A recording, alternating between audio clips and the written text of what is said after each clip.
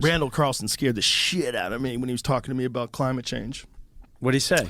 He said, because it was really funny because I had a friend of mine who reached out to me and she said, "Did you have a climate denier on your podcast?" I said, "No, I did not have a climate change denier."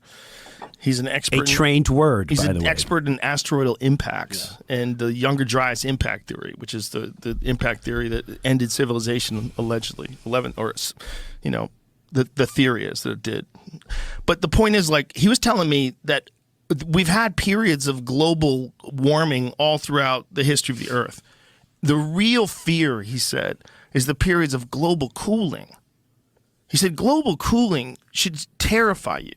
And he was explaining to me the amount of carbon that is in the atmosphere and that it's a very delicate balance. And that when the amount of carbon dips below a certain number, life can't survive. Like there's no plant life. So the plant life can't survive, then the animals can't survive.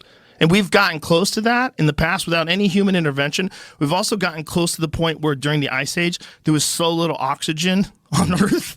I mean, like the atmosphere was different. It was getting to the point where it was almost, like if it got a certain amount colder, it would not be able to support life on the planet. But like, that's the scary one. The scary one is the Ice Age's kids. That's the scary. The scary one is not, you got to move north.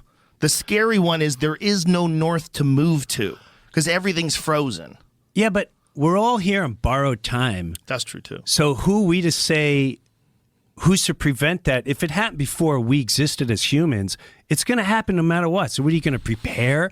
You spend your whole life preparing for something you don't know it's A, ever going to happen, B, completely out of any human's control.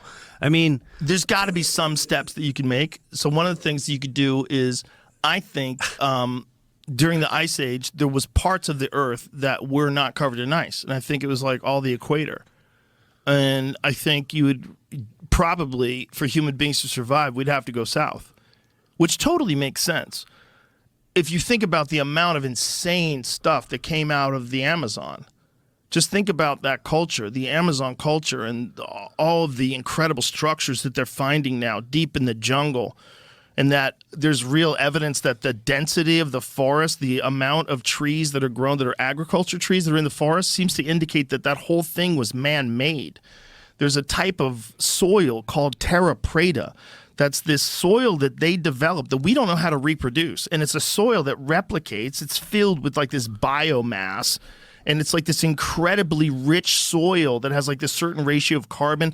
And they made it. These people thousands and thousands of years ago made it, and it supports the life of the Amazon. I know. And that, you think about it, when everything was frozen up here, like there was a fucking mile-high sheet of ice over most of North America up until like 10,000, 11,000 years ago.